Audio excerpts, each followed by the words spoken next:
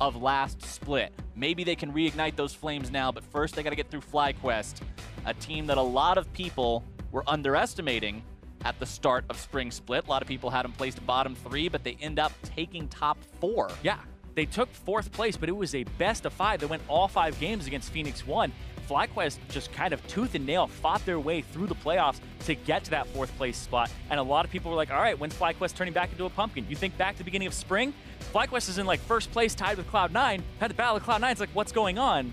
And then it started to go downhill. A lot of experimenting happened, and a lot of those pocket picks came out that didn't really work for FlyQuest. But then they turned it on at the end, and like you said, they got 4th without a lot of those cheesy strategies that people were saying wouldn't work out. That being said, remember that both games yesterday, the outcomes surprised people. You had CLG take down Cloud9, and you had Immortals take a victory against Phoenix 1 as well. It's a brand new split. Anything can happen. Everybody's got a clean slate, and both of these teams want to be starting off strong. Bans are done. Galio, Kassadin, and Lulu banned away by Fox. FlyQuest going to go ahead, take Xayah, Kinnan, and Zac off the table. LeBlanc first pick by EchoFox with Zyra and Elise being the response by FlyQuest. Yeah, interesting because LeBlanc hasn't been a champion that we've been seeing a lot of play from. It's the question of, is this still the Gunblade build from her? Is this still the teleport split push build from her? Is she getting a Banshee's Veil as well? Second, we'll see what that does to her. But FlyQuest as well, going for Lemonnation on the Zyra, and then Moon picking up the Elise here. And I want to see what this leaves for Akaadian in the 2nd round, because it looks like they aren't picking his champion anytime soon. Nope. With the Ashe and the Tahm Kench locked in, that means that EchoFox is going to wait to pick both their top laner and jungler, unless that's a strange Tahm Kench flex top. They're going to be waiting to pick those till the 2nd round of picks. After the 2nd round of bans, while FlyQuest will go ahead, match the bottom lane picks completely by picking up the Jhin for the AD carry role. Yeah, interesting here is that Keith, in his last 18 games, has played 14 Ashe games. And then the other 4 are all Ezreal. So EchoFox really put him on either, Keith, you're safe, or you're starting the engages for us. This will be his 15th game in 19 games of Ashe. That is a lot of one champion. And granted, Ashe was very sternly entrenched in the meta for a while. It's not like this was some crazy off-roll pick or something that nobody else was playing. It was a very common champion to see, but 14 out of 18, and I believe of the remaining 4 games that were Ezreal's, 2 of those Ashe was banned. Yeah. So it could have been a potential 16 out of 18 Ashes if not for the bans. Keith, very familiar with being on this champion. But they also took the Tahm Kench for Gate, and that's going to keep Keith safe on a champion that isn't very mobile. So EchoFox could be going for a 1-3-1 split push with LeBlanc in his side lane, see what they get for Looper later on. But this will be interesting because they have the potential to start fights with the Ashe arrow, but they also have the potential to disengage fights with the Tahm Kench, eating Keith and running away. Second part of the bans, some jungle focus from FlyQuest with Lee Sin and Olaf being banned away, while EchoFox looks more towards those solo lanes with Cassiopeia and Jarvan taken off the table, as now FlyQuest thinking about what they want to do for this 4th pick. Looks like it's Karma locked in. This is so interesting. This Karma would most likely be mid for high. There's a potential it goes somewhere else, but I mean, Lemonnation, is he going to play the Karma support-led signature for him? Are we going to get the head nod, or is it going to be Zyra? Could it be Zyra mid? I don't think so. That's very strange. But regardless, it's not really that great of a composition already for somebody like Jhin. Jhin wants to pair up with the Zyra so you can have this double root bottom lane. Also, Jhin is a champion that I think is a little bit overlooked right now because Death's Dance first item on Jhin with Warlord's Bloodlust, so hard to push him out of lane. He'll take Doran's shield, and he just becomes this sustained monster that actually does a decent amount of damage that is very hard to kill. So if WildTurtle's out of position, gets caught, he has so many ways to sustain himself that it becomes a little ridiculous. Graves and Gragas, the pickups now for EchoFox, going with that classic fighter in the jungle that has sort of seen a fall off from the amount of insane pick rate, ban rate that he had before. Akaadian, a player who is able to put in a lot of work on Graves. Not really too surprised to see him picking up a champion that stylistically matches like that. Looper on the Gragas in the top lane. The response to that from FlyQuest, Renekton for Balls. Yeah, Balls with the Renekton, champion that he's very familiar with. This will shove in on the top side, but right now at FlyQuest, you're looking at a kind of mixed damage team because they have 3 magic damage dealers, 2 physical damage dealers, so it's got a good spread, but it's a little bit heavy on the protection from mid lane, which you wouldn't really expect, but the Karma is quite good into the LeBlanc. That's most likely why they picked it after they saw the LeBlanc pick, to say, all right, we're just going to go ahead and throw this in there, make sure you don't die, I can take teleport, I can sustain this lane, wave shove it out, and be able to match in the split push. Absolutely. You've got to have some sort of way to deal with a split pusher like that. Or you just need to be able to pull the trigger in a team fight, not address them, play your own game, and win through that mechanism. You can't just allow this guy to do whatever he wants, especially with a player like Froggen. Some of the best stats in NA LCS in Spring Split 2017. Granted, their win rate didn't reflect that, but this team invests a lot into Froggen and a lot into his success in a majority of their games. Yeah, Froggen had some of the best stats in terms of damage share, damage per minute for his team, but it was just not transitioning that as much as you would like for a team, and that's what Echo Fox struggled with. Great early game leads, especially during the first half of Spring Split, but then it really fell off. Akaadian kind of disappeared. The advantages weren't coming from the jungle anymore, and then even before that, they couldn't transition off their solo lanes. But we'll see what Echo Fox looks like with the boot camp in Korea and up against FlyQuest. You know, talking about Akaadian as well, I'm going to have eyes on both junglers this series, Zirene, because these are two guys the outcome of the game is heavily going to depend on. Looks like we have a pause for a moment. Just go ahead and keep talking a little bit about expectations while we work through this. Hopefully it won't take too long. But with these two going into the game like this, remember, harken back to Spring Split, especially the beginning of it, and what happened with these teams. What was the story of the victories? And Akaadian was the one who was going off on Echo Fox. He was a guy who there was so many discussions around him about Rookie of the Split, and wow, what a performance, and look at how much he's doing for his team. Meanwhile, Moon, a player that didn't have the best impression in a lot of people's minds from his previous performances on other teams, is all of a sudden unlocked on FlyQuest, and he and High are running rampant in the early game, making the plays, setting things up.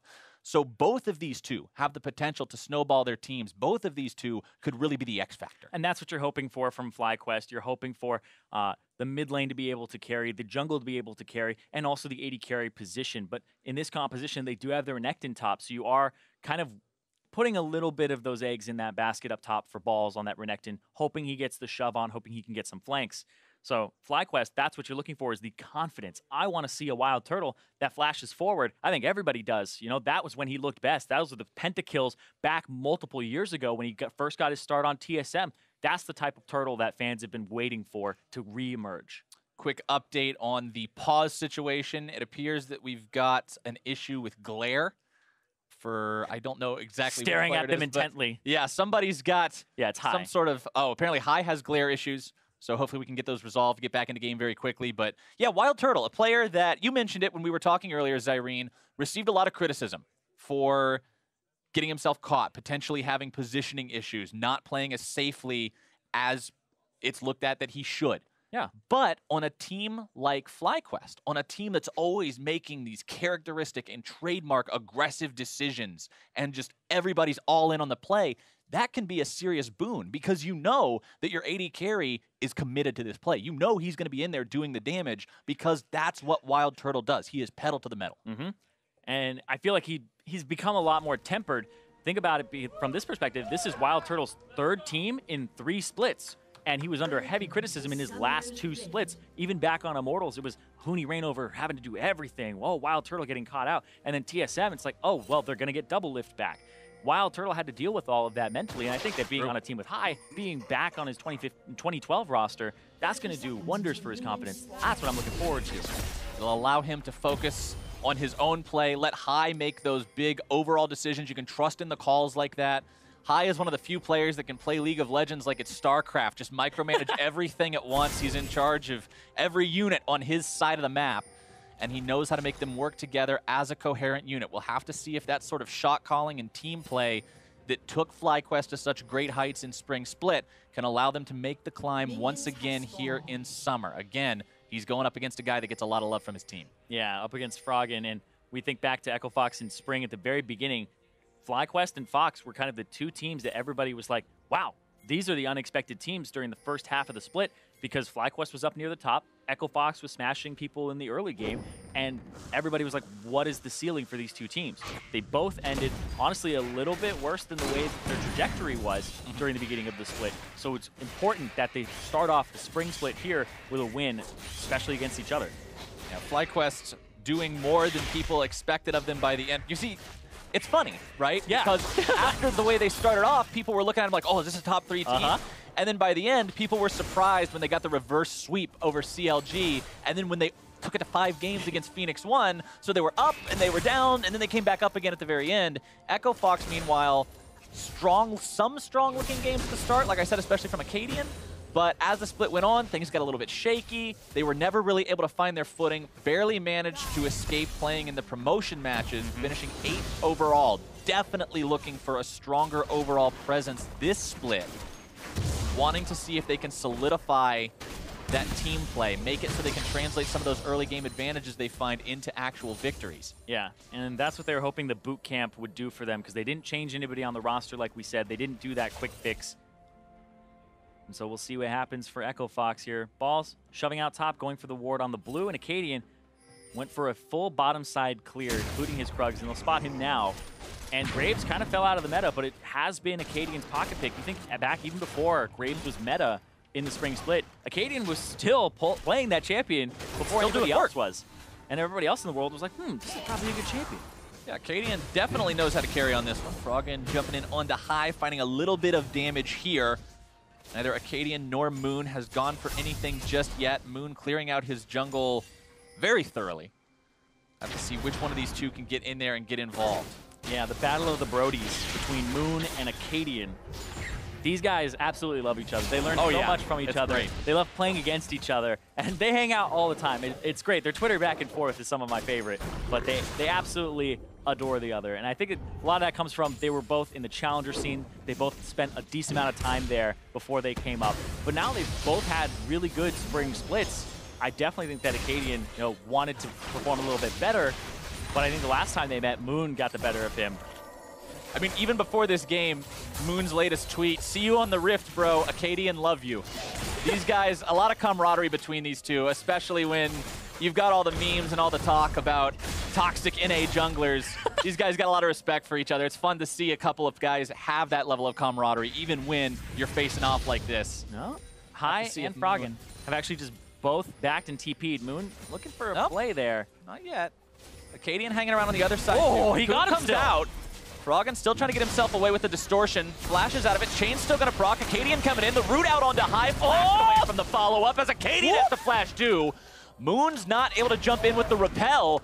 2 health bars, both nearly extinguished, but they walk away. Moon totally had that, and he let it go. Even if you just get out, auto attack again, you change forms, give him the red buff auto attack from Elise's range, anything. The repel after, it just seems like he fumbled there. He couldn't let him go. He really did love him. Love you, bro.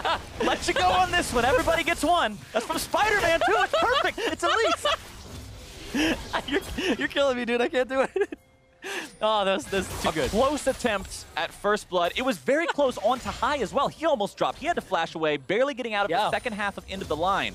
Both teams coming so very close to giving up first blood there. Yeah, great cocoon from Moon to start it off, and then it was the turnaround there from Froggen with the long-range chain. The tether range is definitely longer than the Karma tether range on her W, so he was able to kind of counter the root and get out of his own. So the turnaround was important because Akaadian is on this Graves that requires CC from his laners, and Echo Fox do have CC in all of their lanes. They just need to land it so that the damage can come through. That's kind of why we don't see too much Graves, is because a lot of people want CC from the jungle again. But now, with Akaadian in on Echo Fox, they have run this type of composition before. Yeah, when you've got a Gragas, when you've got an Ashe, when you've got a LeBlanc, there are setup tools to make sure that Graves can find that damage once he gets in. And of course, the burst will only become more extreme once he gets one more level. Yeah, and the Storm Raider Surge is one of the reasons that, well, I guess kind of the reason that Storm Raider Surge became so popular on Graves over Thunderlords is the fact that the only thing that really stops Graves from doing anything is not being up in your face. Initial burst happens, he can be right up in your face for extra shots, and they value that much higher than the damage that you would get from an initial burst of Thunderlords. I mean, when you think about it, Thunderlords probably adds enough damage to equal maybe 1 extra Graves auto attack. And if he's right up in your face hitting all the bullets, you're going to get multiple instances of damage equal to or greater than Thunderlords. Very, very effective for him to be running that Keystone. As Keith and Gate are pushed back underneath the turret. Very even CS right now between the 2 bottom laners. And these 2 bottom laners, we already talked a little bit about Turtle and the criticisms he's received. Well, Keith has not exactly been one who hasn't received his fair share of criticisms as well. We talked about his performance on Ashe, how he was put on that champion 14 out of 18 games, and it just seems like he was always someone who never found himself having a great game, especially towards the second half of last split.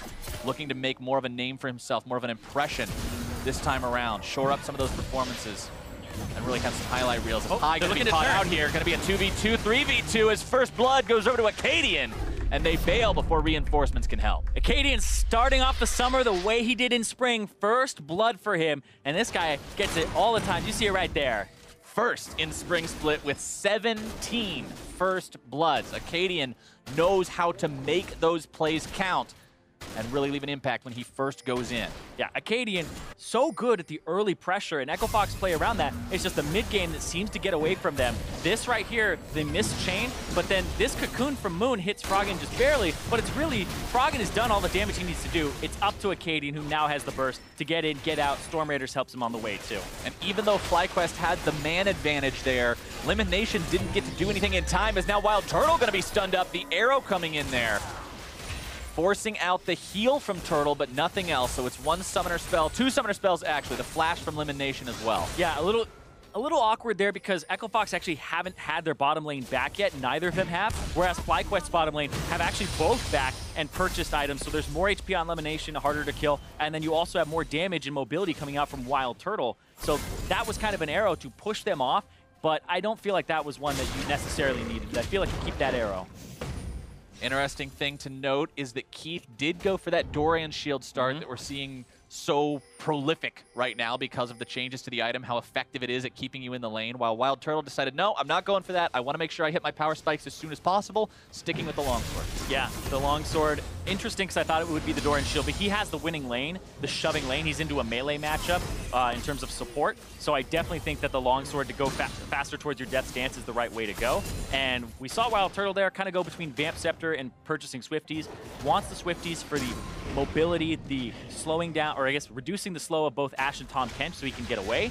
But also, Death Stance first item on Jhin, super good. So many things. He wants every stat on that item, and it makes it so that you die slower too. So how about that? I love that. And for those of you who aren't exactly aware of what did change, it got 5 more AD, but the biggest change to the item, it went from 15% temporary damage mitigation to a whopping 30. It doubled. So you're only taking 70% of the damage up front. The rest happens as a bleed, which gives you time to be shielded, to be healed, to lifesteal. Any sort of way to get yourself out of that kind of trouble is there. Makes it much harder to pop somebody. And that's why I think Jhin is a champion that could potentially be back in the meta because of this. The Warlord's Bloodlust gives him so much healing, and the fact that you can control that crit, where it'll crit off of your total AD. He gets so much AD because he's Jhin, and then if you crit it, it makes it so that it's doubled, and it's really, really effective on his 4th shot. So he can sustain in the lane, doesn't get bullied out, immediately gets Death Stance. So even if you have to kill him like right away. If you don't kill him right away, he's not dying.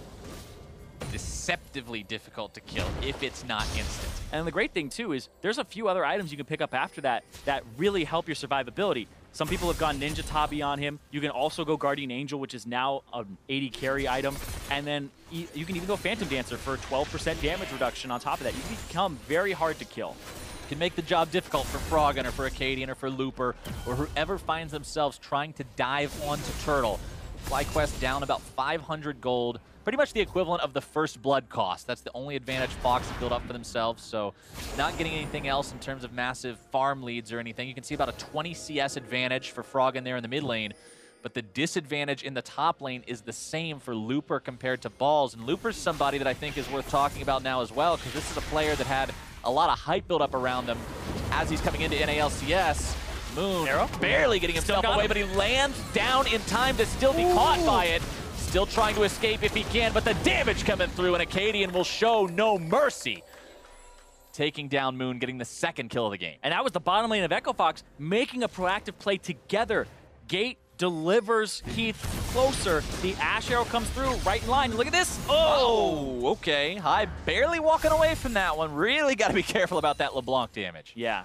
And he probably has to back off and teleport here unless he's going to try to go for a Q. There it is. Mantra Q. Okay, clear some of the minions out, but yeah, you can't stick around any longer after that. Can you? Is he really going to tempt fate? Well, all right. You can get this and then back. And take that, get out of here. All right. That's fair. Lemonnation setting it up, trying to get Gate. Gate taking tons of damage here. Stranglethorn's coming out. Thick Skin going to be used defensively. Keith trying to hold these guys at bay. Keep Gate protected, getting himself back. Turtle opening up the ulti. Looper taking the mid lane. Froggen going to be brought down. There goes Keith. Can they find Gate 2? Meanwhile, High drops mid. Moon and Balls not able to do anything about that one. It's 2 for 1 across the map. Looks like High died to the minions afterwards and still gave the kill over because he was tagged. WildTurtle did pick up a kill down bottom with the Jhin ultimate. And now, Akaadian gonna try to pick him up as he gets this first turret for himself and solo gold. First turret blood goes the way of FlyQuest. WildTurtle trying to get him down the top. He used the heal. He gets the kill on the Gate. WildTurtle. Akaadian now trying to chase after these guys. That's the Turtle style. Trying to escape, will not do it. Lemonnation now having to run for his own life. Very little mana left to work with. Akaadian has a spider behind him. Akaadian's being closed in on by Moon. He knows there's no way out. He's trying to at least get Lemon on his exit. He does. Moon trying to cut him off. Akaadian telling him what's up, giving him the dance. Here comes High from the top side. Moon's gonna come in from the bottom here. Akaadian's stuck. There is absolutely no way out of this whatsoever. Cocoon comes over the wall. High still finding some auto attacks. This is taking a lot longer than it should. He's making him work for it. Run down, run down, run down, run down. Okay, there we go. Shut down. It was a long time coming, but High cashes in, grabs himself his first kill of the game. Athene's Unholy Grail, his first item, going for a supportive style Karma, not that big AP type of Karma you can sometimes see. Exactly, being supportive for his team, but look at this. The cannon minion, oh, he realizes too late. The last caster minion auto. 1 for 1 there in the mid lane, but the down bottom ended up being the first turret gold going over to Turtle, a kill going over to Turtle, and then another kill because he got the flash forward to kill Gate. That's what we want to see from this guy. 4, 1, and 0 for Akaadian, by the way. Yeah, Akaadian is doing work, but the big difference here is Akaadian is only up 400 gold over Moon, but Turtle is up 1,500 gold over Keith. That is insane this early on. He is pretty much the gold advantage itself. Yeah, Turtle's sitting exactly where he wants to be. Couple kills under his belt, Death's Dance up and running. This is a Jhin that will be very scary heading into the mid game. And if you get an Infernal Drake onto Jhin, that is one of, if not the best champion in the game to have Infernal Drake on because of how high his damage gets, how effective that multiplier is. Yeah, Death's Dance already completed about 13 minutes in the game. Turtle has 216 AD. Keith has 108. He literally has twice as much AD. WildTurtle going into this mid game will be one guy to keep your eyes on if you're looking to see who the plays happen around. Froggen, another person that you might want to be looking after, up to a 30 CS lead over High. Almost getting to that point now. He's got the revolver. Wanting to see what he decides to do. Yeah, now what's happened in this game is the bottom turret has gone down, Infernal Drake is off the map. Play to the top side, play to Rift Herald, play to mid. FlyQuest will put their bottom lane in mid to shove it out and apply pressure to Froggen. Now, it's really where does High choose to go? What is the objective that's next for FlyQuest? I would think it's playing around Rift Herald, potentially topped or mid turret here, because there's something you need to get on this map. And you can see Echo Fox actually match that by putting Looper in the bottom side. So they'll probably put Balls on the bottom side of the map as well to match the TP there.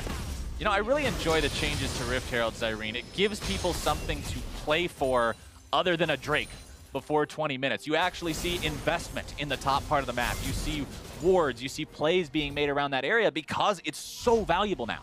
It's really interesting too because it spawns at 10 minutes, and a lot of the times in matchups where you just have a shoving bottom lane, sometimes turret goes down 7 minutes, 10 minutes, 13 minutes, etc. And then the map is wide open, and a lot of people go, we got Drake, what's next? Let's go towards this top side of the map.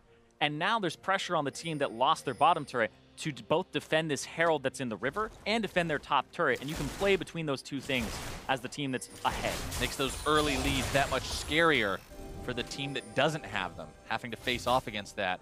Moon sweeping out this top part of the river, just trying to control the vision as much as he can. Froggen comes up. Oh, he got him. Going to be blocking some, but not all. And a spider bite will seal his fate. Froggen drops. FlyQuest ties up the game. WildTurtle deadly flourished the return point of Froggen's LeBlanc because they threw so much damage at him off on the right side. He immediately knew he has to snap back to this within this time, and he's going to nail him. Very well read by WildTurtle, and that should grab FlyQuest turret number 2. Taking these guys up to almost 3,000 gold in the lead. And you can see Froggen's just like, all right, Banshee's fail, let's go. Make sure I'm defensive, make sure I have something to protect him, because he did get counterpicked in that mid lane by the Karma. Akaadian's gonna try to get something back here, but it's just to defend. Looks for a little bit of damage, but it won't even connect. He gets the smoke screen, end of the line, misses. Echo Fox on their back foot for now. Things working out very well for FlyQuest. WildTurtle having an awesome opening so far after switching to this new team. Right here, setting up, looking like they want to do the Rift Herald. There is Hawk Shot available, though. That's what you have to kind of worry about when there's an Ashe that they wouldn't face check completely, but I guess I'm wrong. Akaadian getting himself almost caught out there. Collateral damage used as an escape mechanism to buy himself a little bit of extra distance. Not available for the next fight, though. Yeah, it seemed a little strange. They were waiting for the Hawk Shot to come through, but got a little bit impatient. There's WildTurtle opening up. Target seems to be Gate. Gate munches on Keith, trying to stay alive. Looper going to be blocking that fourth shot. Lemonnation getting himself a little bit too close. Arrow finds high. FlyQuest won't get any kills for their trouble. Gotta watch out for Froggen off on the side, though. Echo Fox bringing him back towards the mid. Banshee's Veil immediately off. Keep in mind, because he went for that Banshee's Veil, he doesn't have the Gunblade fully completed. He doesn't have that automatic slow to prime the chain hit. Yeah, and that's going to be Rift Herald. Started up here by FlyQuest. The contest will pretty much be Keith and Froggen. There's the TP from behind from Looper. It looks like Echo Fox do want to fight this. 100% aware, though, from FlyQuest. And it goes down. Rift Herald secured. Looper's still behind them, but I don't know if this is going to lead to a whole lot of anything. High going to pop the flash just to make sure. Looper's still on the flank. Gets one barrel onto Moon, but that is it. Yep, and this is pretty much Echo Fox get to push mid faster and go towards that turret, while Turtle will continue pushing out top, knowing that there's nobody in the river anymore. This would have to be a fast push from Echo Fox to get that mid turret and say you just traded Rift Herald for this turret. They're going to have to get something in return for that. Echo Fox will successfully secure that tier 1. Good on them for at least making some sort of objective trade. But like you say, now Rift Herald is available. How much will FlyQuest get with it? And this is interesting because Gate trying to look for WildTurtle. He's backing right there.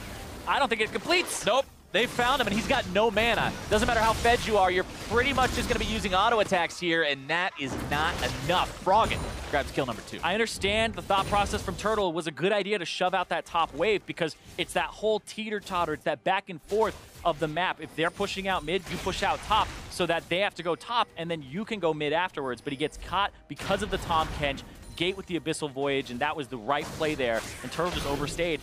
One wave too many. And these are the kinds of criticisms that commonly find their way towards WildTurtle. He stays too long. He's too far forward.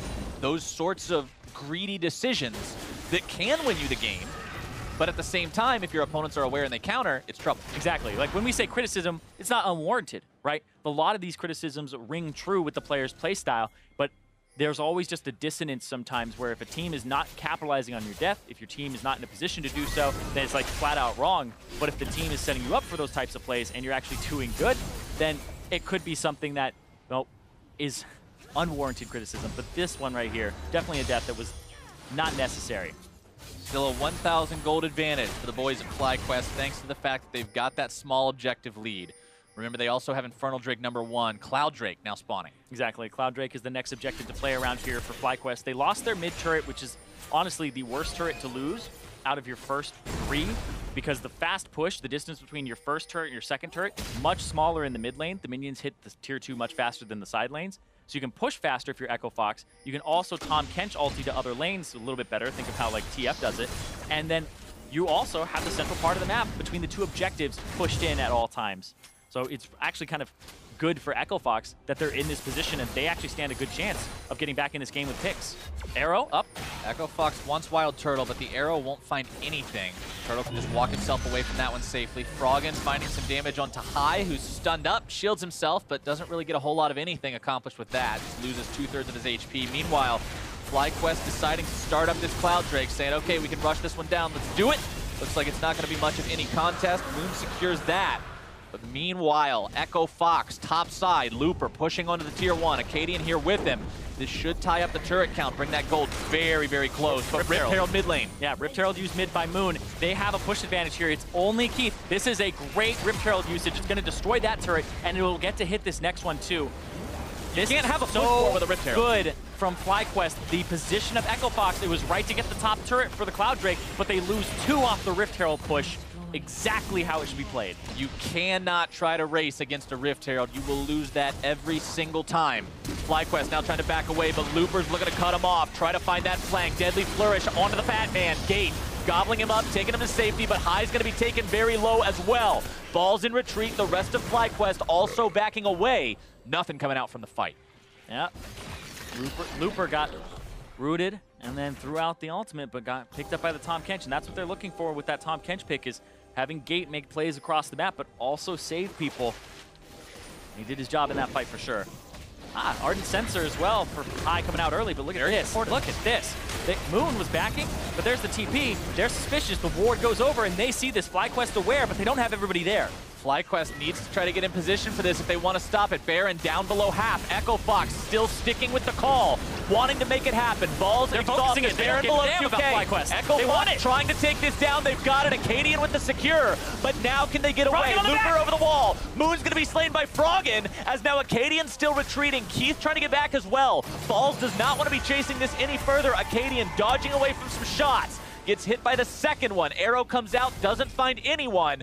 The back completes. Akaadian will be the sacrificial lamb. He and Looper fall, but they get Baron for the trouble and take Moon. Yep, they end up trading 3 for 2. Oh! Nope, it's 2 for 2 at the end of all of it. Echo Fox, that was a bold call. They just FlyQuest. They got that Baron right near the spawn at 22 minutes. Super fast pickup. That's what you're looking for from a team that didn't make a lot of mid-game proactive moves. Echo Fox are behind. They're suffering from a lot of their mid-game problems, but that was totally the right play. That was well done. And I think that was super bold. That could have backfired real hard. Definitely could have. You can see Balls trying to stop these guys here. But watch Keith. Keith is like, no shots into the Renekton. Baron, just hit that thing. Nobody is attacking any of the other members of FlyQuest. They just want to kill the Baron, and it gets burst down, and then it's the retreat here. Looper gets over the wall, and WildTurtle flashes to finish it off. Another aggressive flash from the AD carry, but then Froggen picks up Moon on the side, and then the WildTurtle snipes. Doesn't go for Gate, goes for Akaadian instead with the slow. And then Keith gets back in the bush. So yes, it ends up being 2 for 2 in terms of the overall trade here, because Froggen gets one back on Lemonnation with the burst. But man, 2 for 2 and a Baron? That is any day. Any day. Game's tied up again now. Echo Fox showing off what they learned in those Korean boot camp games. Yeah, play to win. Play fast. No reason to sit around if you can make a play like that. It's a risky call, but we talk a lot, Zirene, about how risky calls can be what brings you back when you're behind. Yeah, and I want to talk about what this sets up for Echo Fox now, because Froggen 2 levels up over High because he's been grouping a whole bunch and supporting. Then now the Gunblade online as well as the Banshees fail. So Froggen is ready to split push, ready to deal damage to these turrets and pick people off. And he's going to try to do it to High right here.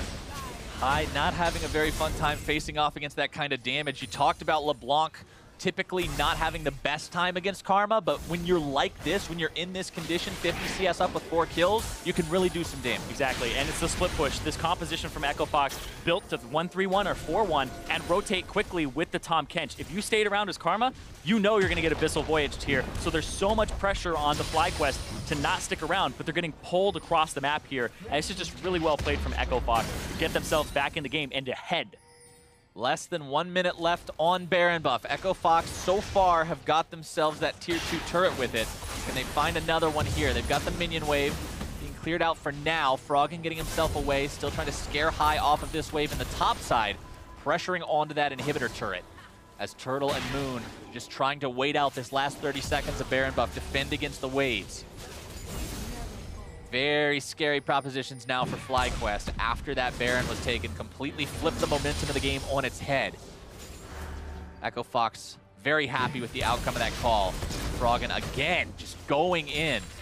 As Looper bottom side should be able to finish off this tier 1. I don't see anybody from FlyQuest wasting the time to save this. And this first pick, LeBlanc, is just paying off as well.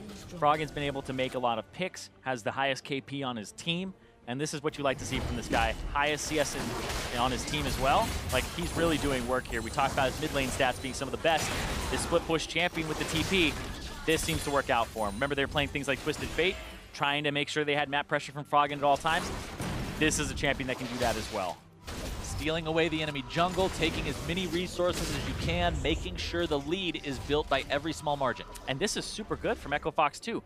40 seconds before the Cloud Drake spawns, they back, takes 8 seconds to do that. They're going to run and be right there near Cloud Drake on spawn. And this is the perfect time to do it, too. Echo Fox, this seems a little bit rehearsed. Everybody backed for that as well. You saw Froggen, instead of continuing split pushing, goes back at that timer so that they can all hit the Drake. And with Froggen hitting his Void Staff now, he's that much scarier. Every defensive bit that you try to itemize against him, every point of magic resistance is going to be that much less effective at stopping that burst from coming through. And also a Hex Drinker for Keith and Ninja Tabi. I love that he has both resistances and that he's built a little bit more defensively here. We see Arrow actually do this a whole bunch where he gets the Hex Drinker third item and just a great defensive option here that'll help keep him alive. You saw the graphic pop up on the screen a second ago. 3,653 gold from the Baron power play for Echo Fox, bringing them not only back from the gold disadvantage, but catapulting them into the lead as they go for the Cloud Drake. This will be their first Elemental Drake of the game. There will be one more spawning if they take this one now. Have to see what kind that will be in just a moment. And Ocean #1, so relatively ineffective Drake will be the final Elemental, but it will add another stack towards the Elder counter if the game should go that long. Exactly, a little bit, I wouldn't say completely worthless at this point in the game, but it's definitely one of the lesser value Drakes. Taking the It's so nice if you get it early. Bottom lane, exactly. But now, with Akaadian, Phantom Dancer, and all that damage behind him, going to do a lot to this turret as they're setting up here. FlyQuest really don't have a surefire way to engage, right? They have the disengage. If you're running into this FlyQuest team, they feel pretty good about it. They can cocoon to disengage. They can use the Karma Shield. They can use the WildTurtle route and Lemonnation Zyra as well. Anything from Zyra. Yeah. But engaging, it's kind of WildTurtle has to get a pick, or Zyra has to get a pick, or Moon has to get a pick, so it's not really this, you jump in and you go for it. But look at this. Let's see what Froggen can do to balls. He doesn't have much MR, just a Negatron Cloak. Taken under half. Froggen still looking to chase more here. Dominus popped. Froggen jumping himself away, deciding grabbing the ulti is good enough. Doesn't want to be running into any kind of a FlyQuest trap. FlyQuest getting that turret, having balls take the T2, at least keeps that objective count even, keeps the gold very close. This is still anyone's game, Zirene. We've been talking about momentum in the favor of Echo Fox, but it could easily go back towards FlyQuest. These teams are teeter-tottering. Yeah, everybody backing right now, resetting and spending their gold if they can. Baron in 20 seconds means there's going to be a fight, like it or not.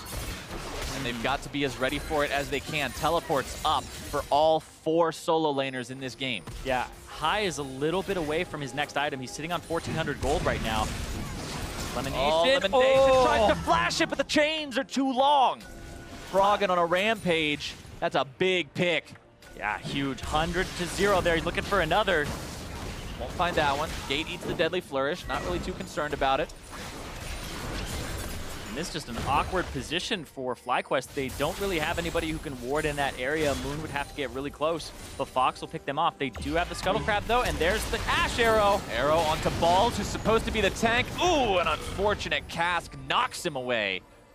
FlyQuest top laner is going to live, but the problem is that's your front line, and he's at half HP. That is not Baron ready. Going to have to back and probably use the TP here if they want to contest this one. Yep. Looks like the good flash from Balls, but finally High gets his death cap. Needed the 1,700 gold. Finally got it exactly. TP in that area. Moon has to get close to ward. The first Baron put him in the driver's seat. If they can get the second one, it might be enough to take him home. Echo Fox thinking about it.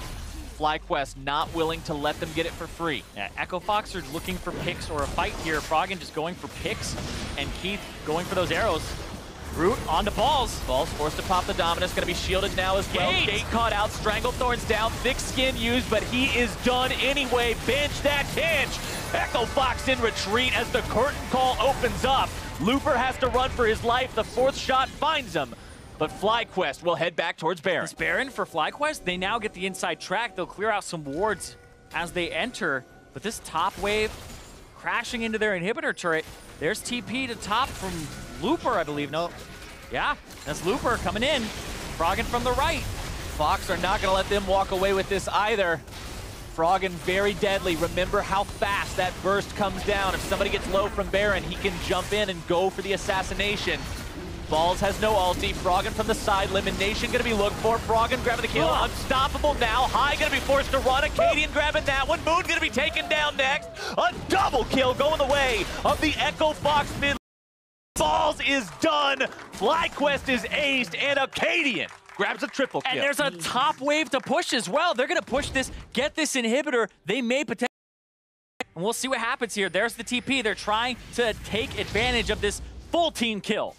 FlyQuest finds disaster, and Fox finds a beautiful success. An army of minions waiting on them.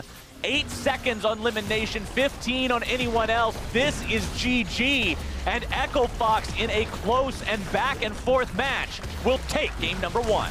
In 32 minutes as well, the mid game didn't strike them at all. They had the Baron take continue their momentum, and then it was just fight after fight going their way.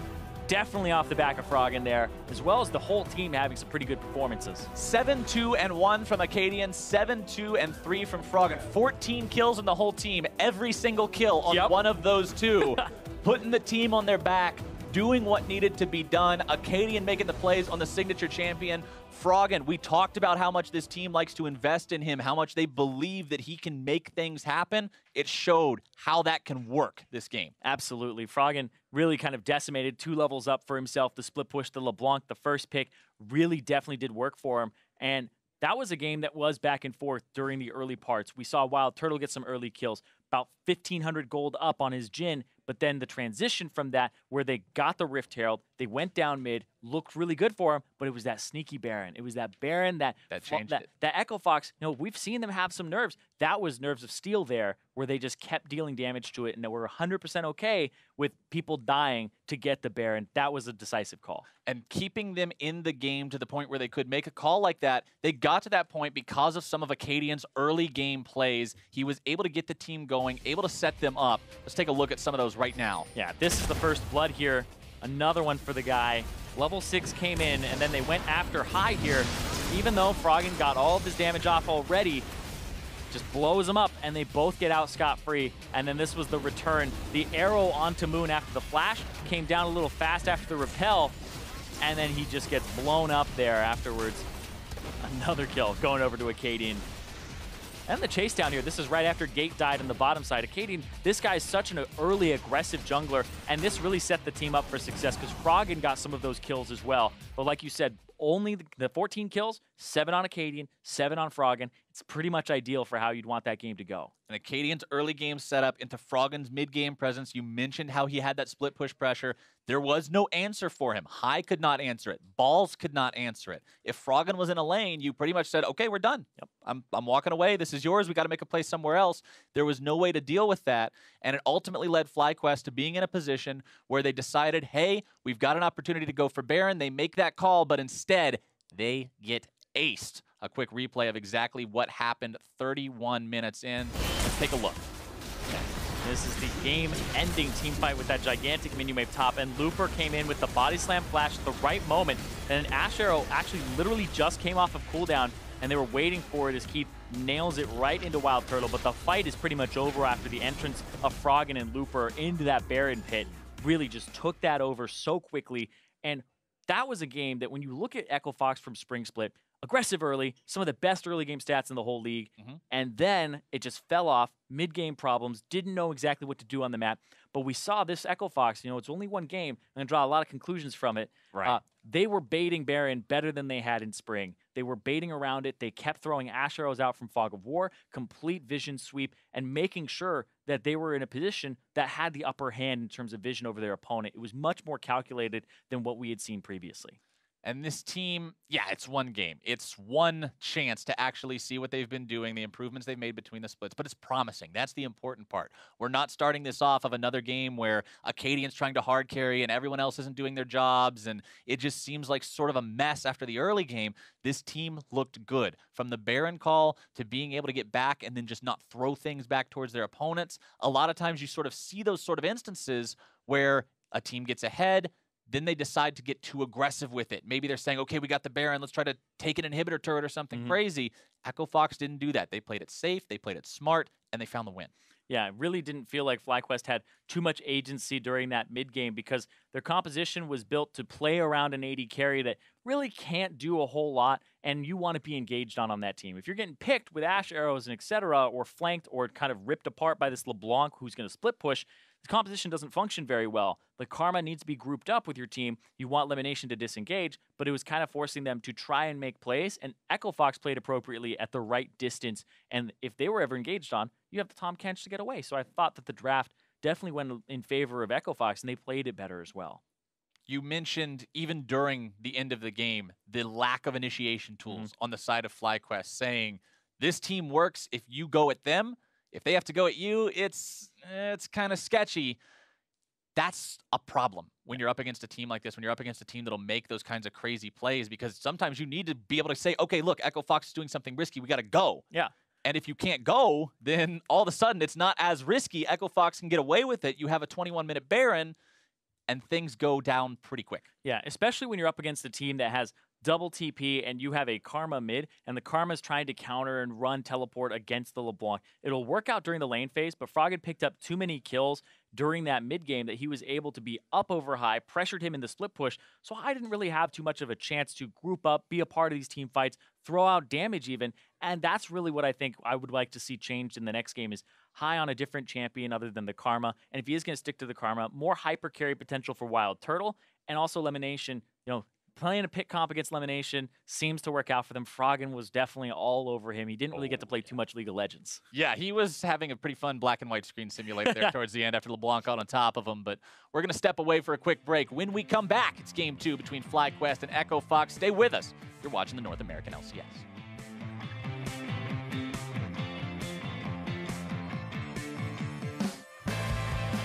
From the side, Lemonnation going to be looked for. Froggen grabbing the kill. Unstoppable now. High going to be forced to run. Akaadian grabbing that one. Moon going to be taken down next.